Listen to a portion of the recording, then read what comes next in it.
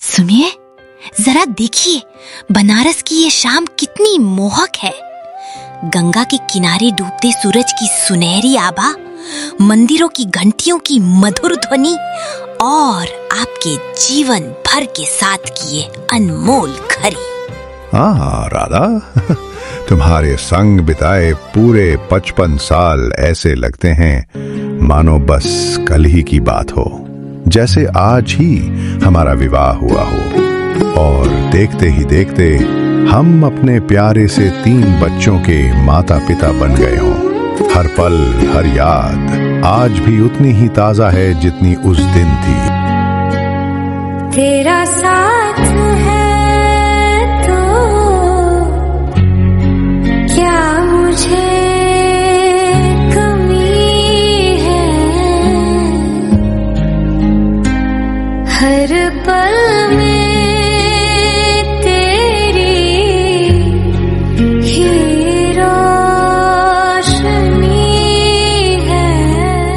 कुछ ही दिनों बाद राधा अचानक गंभीर रूप से बीमार पड़ गई।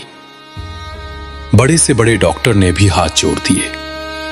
सबका कहना था कि अब राधा बस कुछ ही दिनों की मेहमान है। राधा, ओ राधा, ये क्या हो गया? पहले तो बच्चों ने मेरा साथ छोड़ दिया, उन्हें मेरे साथ रहना भी मंजूर ना हुआ, और अब तुम भी मुझे हमेशा के लिए छोड़कर जा रही हो। मैं इस सुनसान घर में किसके सहारे जीऊंगा? मुरली प्रसाद जी, आप इतना परेशान मत हो। मेरे जाने के बाद क्या हमारे तीनों बेटों में से कोई भी आपका सहारा नहीं बनेगा? क्या सचमुच आपको अकेला छोड़ देंगे? राधा, क्या तुम्हें अब भी याद है वो दिन जब वे लोग हमसे अलग हुए थे और हर वजह दिल में एक चुभन बनकर रह गई थी? भाभी, जरा बताइए तो सही, आज सुबह भैया और आपके बीच ये कैसी खटपट चल रही थी? आवाजें तो पूरे घर तक पहुंच रही थी। अरे देवर जी, अब आपको क्या बताऊं? कितने दिनों से समझा रही हूँ इन्हें कि अब तो यह घर छोड़ना ही पड़ेगा। तनख्वाह तो इनकी वैसे ही ऊंट के मुंह में जीरे जैसी है, ऊपर से बाबूजी और माताजी की दवाइयों का सारा बोझ भी हमारे ही सिर पर आ पड़ा है। अब बताइए, ऐसे हालात में हम कब तक निभाएं? अरे भाभी, तुमने तो सचमुच मेरे मुंह की बात छीन ली। मैं भी इन्हें कब से समझा रही हूँ कि अब हमें ये घर छोड़ना ही पड़ेगा। देखो ना, खाने पीने से लेकर रोजमर्रा के खर्च तक का पूरा बोझ हमारे ही सर पर आ पड़ा है।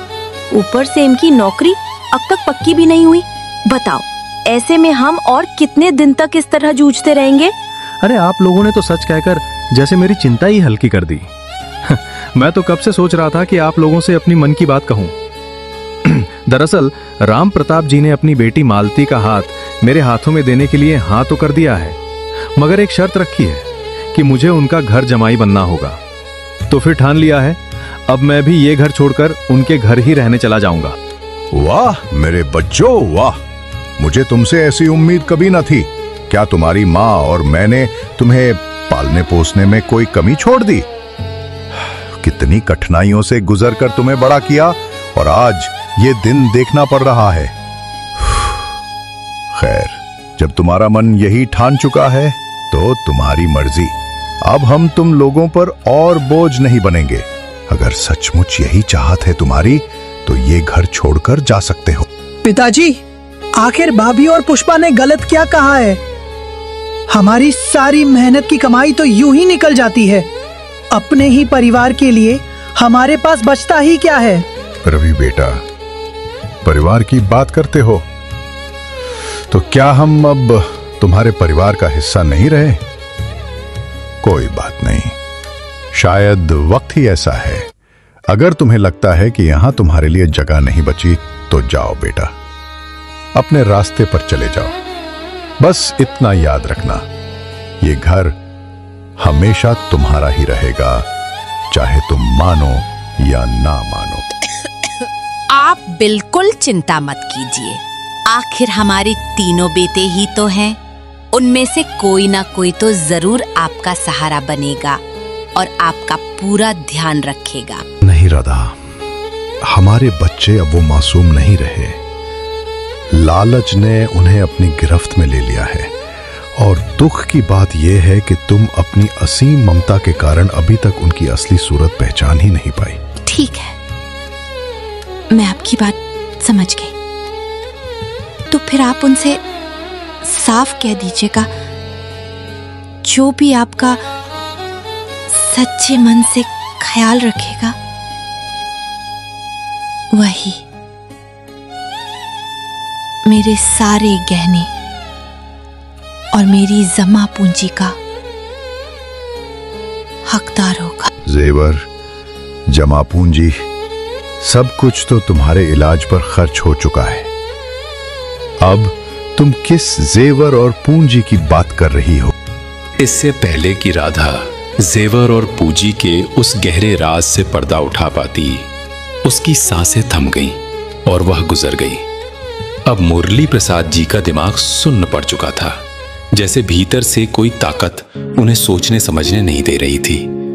उनकी आंखों के सामने बस राधा का चेहरा घूम रहा था और मन में यही सवाल गूंज रहा था, आखिर राधा अपने अंतिम क्षणों में उनसे कौन सा राज साझा करना चाहती थी?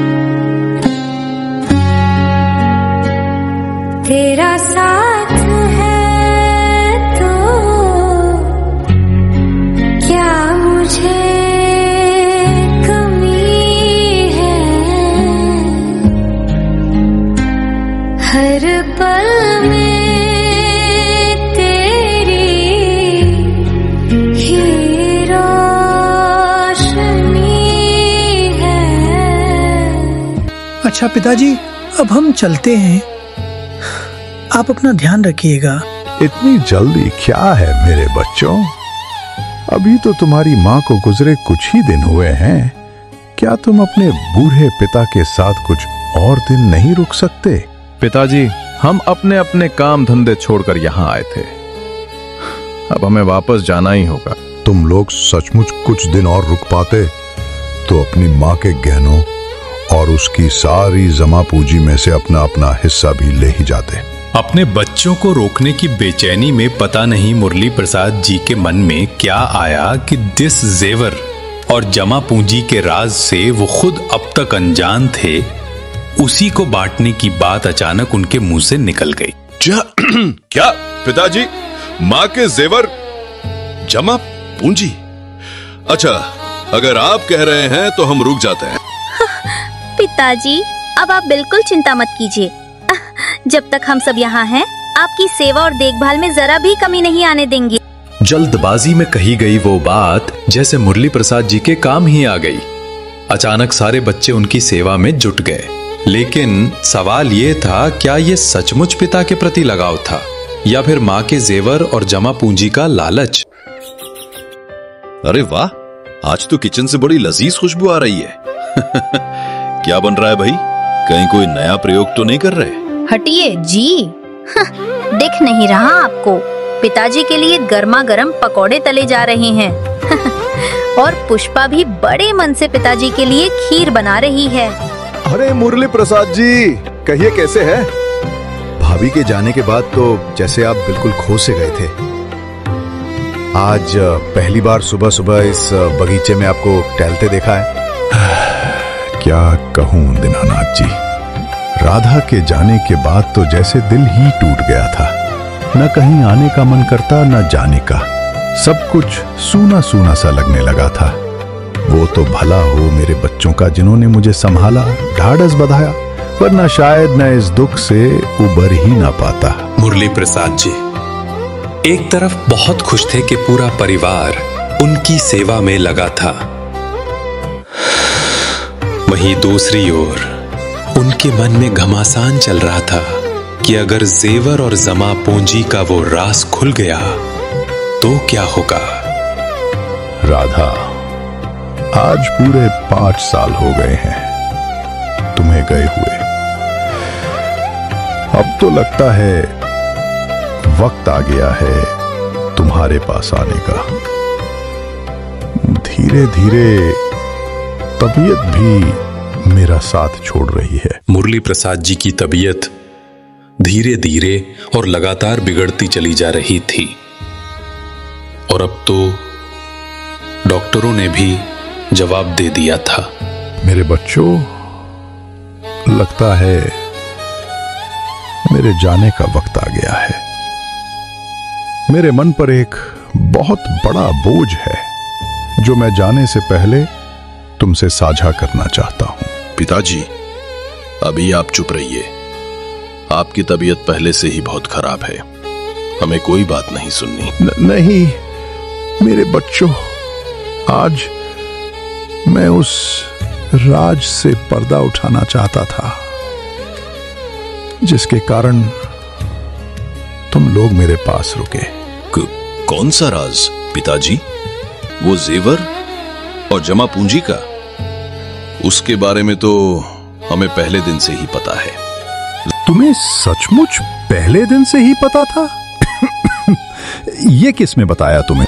पिताजी, जब मां की तबीयत बिगड़नी शुरू हुई थी तभी उनकी एक चिट्ठी हमें मिली थी। उसमें लिखा था कि मेरे बच्चों, अब सारे डॉक्टर साफ कह चुके हैं कि मेरे ठीक होने की कोई उम्मीद नहीं बची है। हम लोगों के पास जितनी भी जमा पूंजी और जेवर थे वो सब मेरे इलाज में खर्च हो चुके हैं। मेरे जाने के बाद तुम लोग अपने पिताजी का ख्याल रखना।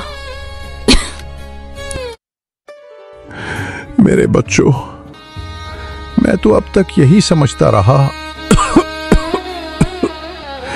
कि तुम लोग यहां मेरी सेवा सिर्फ जेवर और जमा पूंजी के लालच में कर रहे हो, लेकिन आज मुझे एहसास हुआ कि तुम तो मेरे अपने श्रवण कुमार निकले। पिताजी, सच कहूं तो हम लोग लालच के पुतले ही थे, लेकिन जिस दिन माँ की चिट्ठी हमें मिली तब तक हम इस बेरहम दुनिया की असंख्य ठोकरें खा चुके थे। हमें समझ आ चुका था कि असली सुख माता पिता के प्यार और आशीर्वाद में ही है। रवि की मालती से शादी भी टूट चुकी थी। उन्होंने साफ कह दिया कि जो अपने माता पिता के ना हुए वो हमारे क्या होंगे। विजय भैया पर तो चोरी का इल्जाम लगाकर उन्हें नौकरी से निकाल दिया गया और मेरे मायके वालों ने भी मुझसे और रामजी से दूरी बना ली थी। अब मुझे समझ में आया कि शायद राधा को यह पता नहीं था कि तुम लोग अब बदल चुके हो।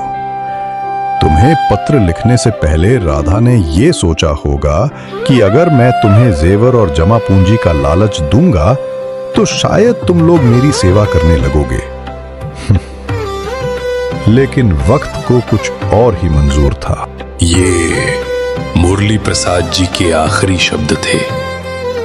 अब उनके मन से हर चिंता, हर बोझ दूर हो चुका था।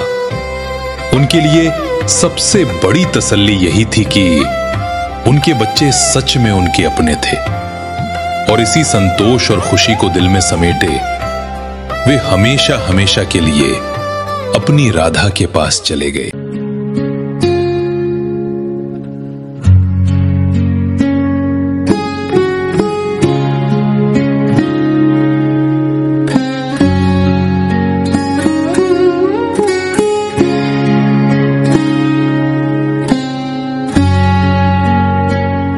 तेरा साथ है तो क्या मुझे कमी है।